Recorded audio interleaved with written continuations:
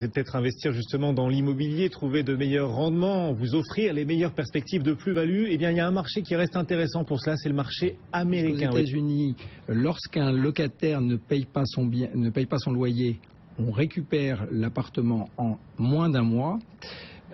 Et puis, il n'y a pas de fiscalité sur les revenus aux États-Unis, puisqu'on peut acheter, et on conseille d'acheter en société.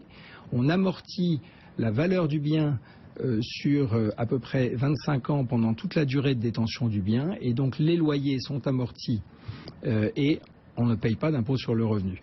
Après, à la revente, on ne paye pas d'impôt sur la plus-value parce que si on réinvestit dans les 6 mois aux États-Unis dans un autre bien immobilier, on est exonéré d'impôt sur la plus-value. Donc vous voyez qu'il y a un fort déséquilibre, enfin une forte différence entre la France et les États-Unis. Il y a un paradis fiscal sur l'immobilier américain en fait, c'est ce que vous êtes en train de dire. Il y a en quelque sorte un paradis fiscal sur l'immobilier américain avec les autorités là-bas qui ont vraiment décidé de booster l'immobilier de cette manière. Les États-Unis sont la première puissance économique mondiale, tandis que la France régresse, je crois, tous les 2 ans dans le palmarès.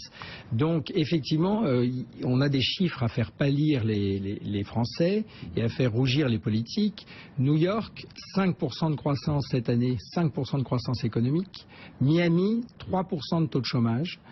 Donc une démographie à Miami, à New York, à Los Angeles qui est en hausse constante et une monnaie dont on sait qu'elle est forte, stable. Et toutes ces maisons qui avaient été saisies lors de la crise de 2008 et qui pour certaines ont été retapées, est-ce que ça peut être une bonne affaire aujourd'hui pour un investisseur aux États-Unis, ces maisons dans des villes, oui, sinistrées, mais qui ont depuis quand même été retapées, qui retrouvent une seconde vie aujourd'hui? Est-ce que ça peut être une bonne idée ou c'est un piège d'après vous? Alors après, tout dépend des fameux budgets. Foreclosures. Tout dépend des budgets. C'est vrai que, on l'a dit, New York, le droit d'entrée est plus ou moins autour de $1 million.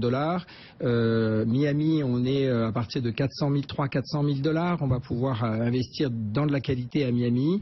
Donc c'est vrai que ce auquel vous faites allusion, ça va être plutôt pour des plus petits budgets.